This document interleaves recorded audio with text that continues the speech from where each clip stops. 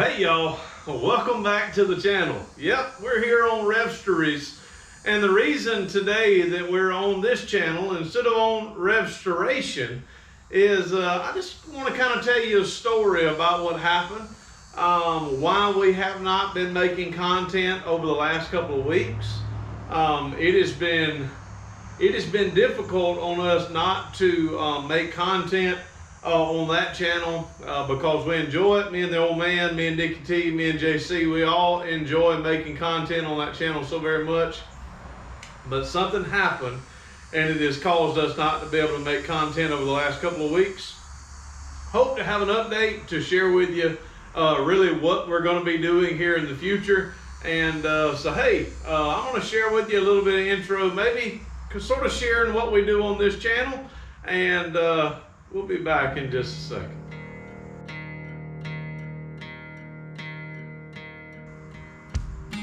All right, y'all. Yep, that's this channel. This channel is RevStories. The idea of this channel is we want to have the privilege of being able to share the gospel in story form. We want to be able to tell some car stories in story form. Just share a little bit of the side stuff of what we do in our life outside of working on old Fords. And so that's what this channel is going to be about. I've got a lot of hobbies. I like collecting baseball cards. I like rebuilding carburetors. I like camping. We like fishing. There's so many things that we like to do. I love to read. So outside of the hobby that we have of working on old cars, I've got so many other things that I enjoy doing. And so this channel, RevStories, will just be an opportunity that we can share stories, that we can share part of our life outside of working on old cars. So hey, if you're interested in this, subscribe to the channel. It was an older channel that we had where we went to yard sales, me and Dickie T, so we've got some old content of that type content, but all the new stuff will be a little bit different than that. It'll be story form, it'll be kind of vlog stuff that we're doing here on the channel. But where have we been? That's what you're here for. If you saw the thumbnail, you probably noticed it. So I just want to share with you just what happened on the day that the accident took place. Y'all know that JC, my son, he now has his Class D driver's license, so he's able to drive to school. So every morning over the last couple of days, he's been driving Ray to school. And we had the 1987 Ford F-150 that we purchased from the old man, and we wanted to put it on the road for JC and repair things that needed repaired so we can get it back on the road for JC. The brakes, boy, the brakes have given me a lot of, it's been rather difficult to get the brakes working as they should. Of course, at first you saw we replaced the master cylinder, we replaced the brake booster, and we were still having trouble with the brake lights, holding and staying on, and the brake pedal coming all the way up. We took the whole assembly off, and yeah, as you saw, it had rusted the entire bar on the inside. So we had to actually polish it, sand it, oil it, and get it to function the way it should. We got all that done. We're still having issues. So I went through and looked, and I noticed that the front brake calipers needed to be bled. So I went to bleed them, and of course, if you've got a 1987 Ford F-150, you know how much of a booger those are, and we broke a bleeder off inside of the passenger side brake caliper.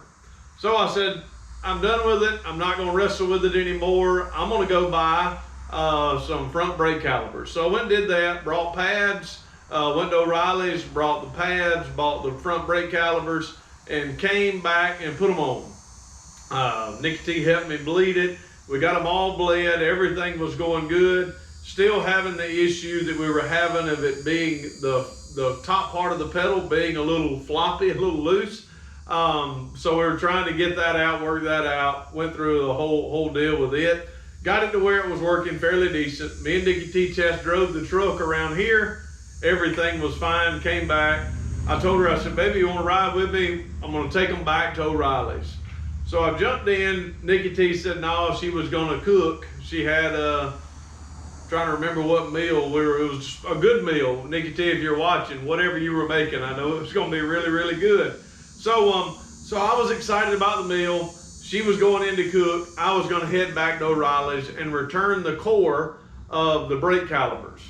So here in Porterdale, where I live, the big city is Covington, Georgia.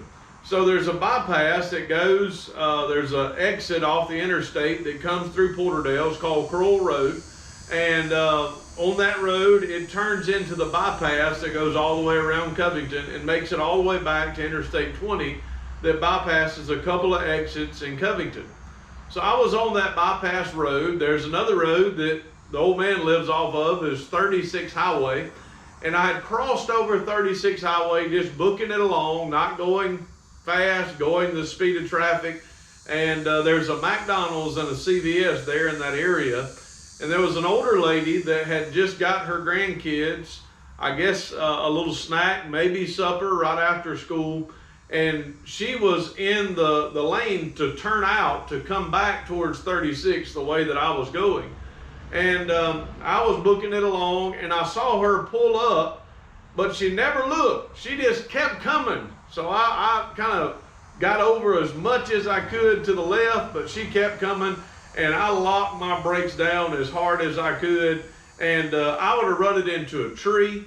I would have, there's a lot of things I would have done. I would have tore my car up before I hit this old lady, but I hit her right behind her front wheel, and she was sort of turning in this way, and when it hit, I mean, it hurt some kind of way.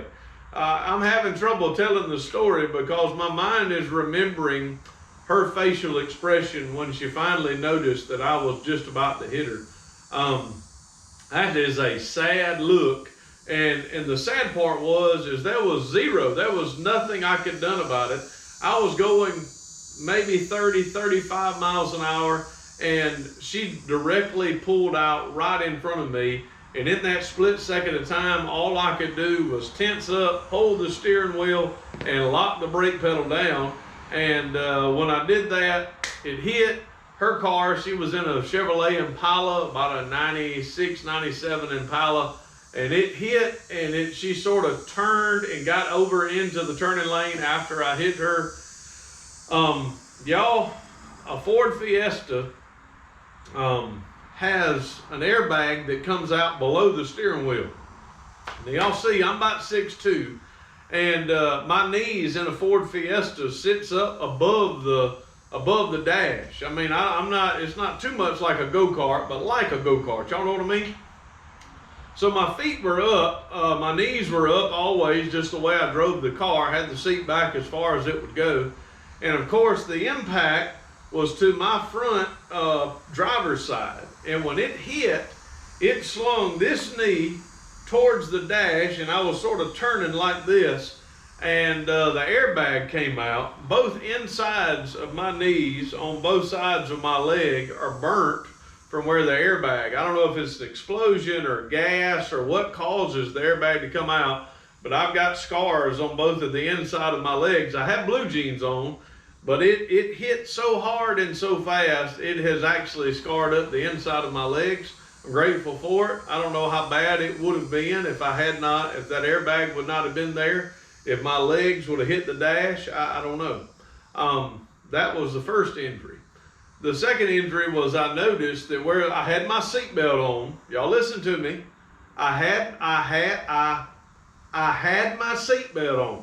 I know some of y'all fuss at me when I'm videoing that I don't always put the seatbelt on. When I'm normally driving and not, testing and moving around and doing different things, I have my seatbelt on. But the seatbelt actually caused the most injury. Could it have been worse without the seatbelt? Most certainly. But really the biggest issue that I've had, today is Thursday. It was exactly 2 weeks from the time I was filming this video that I had the accident. The seatbelt was over my collarbone, and where the jarring was kind of moving me in this direction, it really did pinch down on where the seatbelt was. A lot of pressure was put there, and immediately it was, you know, really hurting here on the collarbone area. But I noticed that it was, I don't know, like a lightning bolt. I mean, tingling. Every time I would squeeze my hand, I would have sort of a numb feeling, like my hand was asleep. And it's still there. It's not as painful to squeeze anymore, but it's still there. Every time I squeeze, it feels like needles in my hand. Probably some nerve issue. But talking about hurting, my neck muscles all the way down this side, all the way on the left side of my back, all of those muscles in that trap area, I mean, it hurt. I'm talking about big time for the first week. There were times that it would tense up. They gave me muscle relaxers at the emergency room. They gave me 600 milligrams of ibuprofen to take home, and muscle relaxers to take home. I haven't taken many. Maybe I took 2 doses of the muscle relaxers at night to sleep. But that's why we have not been able to do much work on the cars. I have been hurting. And this hand, I really don't know what it's going to be like when I really start using it as I should. Grateful, I'm a full-time pastor, and you know, physical working on cars, I don't have to. I want to make content for y'all on RevStoration. I want to finish JC's truck. I want to do all these type things that I need to do, but I really wanted to make sure that my hand was in good shape. Didn't want to hurt anything any more than it already was. So 2 days ago, I came outside feeling a little bit better. I wanted to see how my arm was going to do. Jacked up and replaced wheel cylinders, brake shoes on the back of JC's truck, the 1987 F-150. Of course, big heavy tires, 15-inch wheels, you know, big wheels and tires, pretty heavy. So I'm moving around a little bit of weight with that. Taking old wheel cylinders off, I mean, it was aggravating as a dickens. I didn't have it videoed, wasn't videoing any of that. I wanted to make sure that I could do it. Got through getting done with everything, and boy, after I got done, I had muscles on my left side that I didn't know would hurt. But not any worse than any other day, I don't believe, outside of the tingling and the pain running down my arm. I don't believe it's made it any worse. It's still persistent. It's still there. It just may be something I have to deal with, maybe for months, maybe for the rest of my life. I don't know. But just the weird sensation and the tingling in this hand and the pain sometimes it shoots down this arm. I don't know if it's a pinched nerve or what it is. But y'all, I got it done. I got his brakes on. Still has that at the top of the pedal. I know that there's adjustment outside of the brake booster. Doesn't seem to change it that much on the pedal location of where it really begins to depress. But y'all, we actually got tires on JC's, new tires on his truck. I've got a lot of things that I'm doing to it. Now, I'll probably actually share with you a video of sort of walking around his truck here in just a moment. So, all that I have done in the last 2 weeks on JC's truck, I have got new wheels and tires, or got new tires, not new wheels. We got Milestar Patagonia HTs, decent tires. Dropped about $500 on it, which I felt was a good price. I went through the interior, worked on a good bit, cleaning up the inside. I've got to get all the interior lights working. Headlight switch, I got his headlights working as they should. The fan is not blowing on the inside. I have purchased the fan resistor. Hopefully that's going to fix it.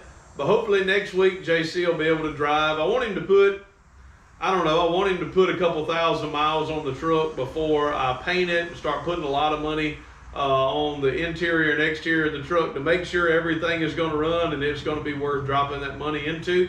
Had to get new mirrors, new side mirrors. I got new rear view mirror on the inside, just El Cheapos that I purchased at O'Reilly's. So we're grateful to have that done. I think the young man is going to enjoy the truck. I think it's going to be a nice truck for him. I'm looking forward. I'm excited to get it painted and to get that done. That we'll do that on the channel, and that will be enjoyable. But But y'all, there's so many things that I could share with you. So many things that I could share with you about this experience of mine. But I want to transition and sort of talk about sometimes why things happen. We don't know why things happen. I promise you, one of the struggles that people always ask people of the faith is, if God is good, then why does he allow bad things to happen to good people? That's always a question. I'm not saying that I'm a good person. I want to tell you that I am not a good person. I am a sinner. I am no good. I'm rotten to the core. I'm sorry, and I'm sorry.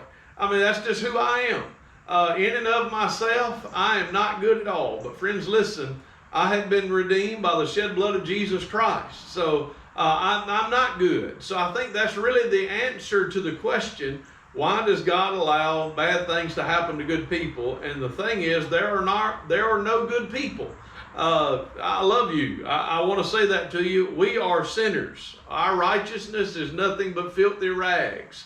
You are not good. I'm not good. God is good. He is perfect.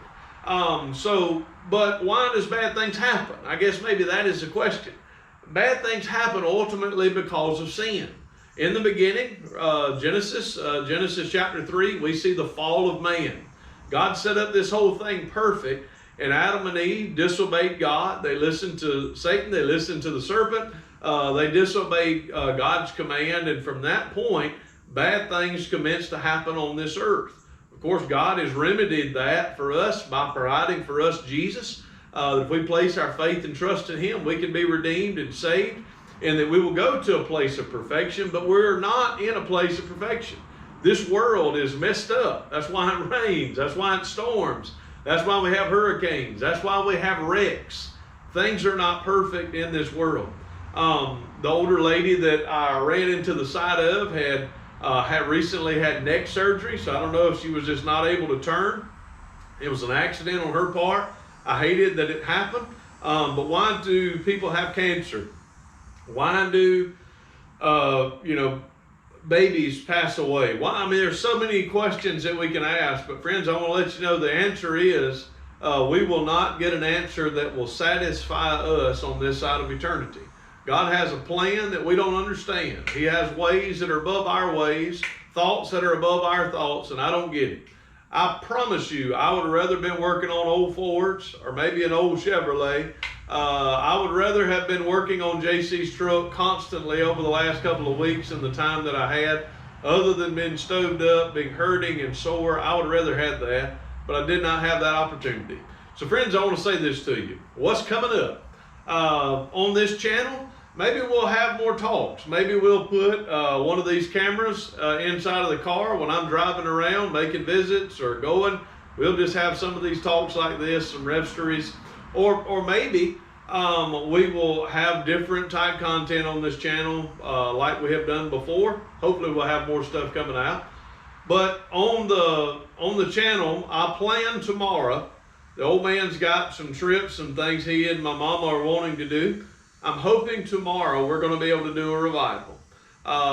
Today is Thursday. We'll be filming the revival on tomorrow. So hopefully Sunday at 4 o'clock we'll have content coming out on RevStoration. But if you're new to this channel, we would encourage you to subscribe. We'll be having more content on the second channel. It won't just be probably not just me sitting here talking, sharing a story about what happened and why we haven't been able to be filming videos. I'm not sure. We may be talking, we may be doing different things, but hey, if you like this little side content on this channel, hey, give it a subscribe, give it a thumbs up. We'd most certainly appreciate it. And once again, hey, if you're not subscribed to RevStoration, RevStoration, not restoration, but Rev, I'm a full-time pastor, RevStoration, go sub to that channel. We'd sure enough appreciate that as well. But hey, I don't know how we can close this out other than saying, hey, we appreciate y'all watching. We love you, we thank you. And we had no way of closing out any of these channels, any of these, RevStoration or RevStories, than saying deuces. May God bless. Mountain Dew, baby.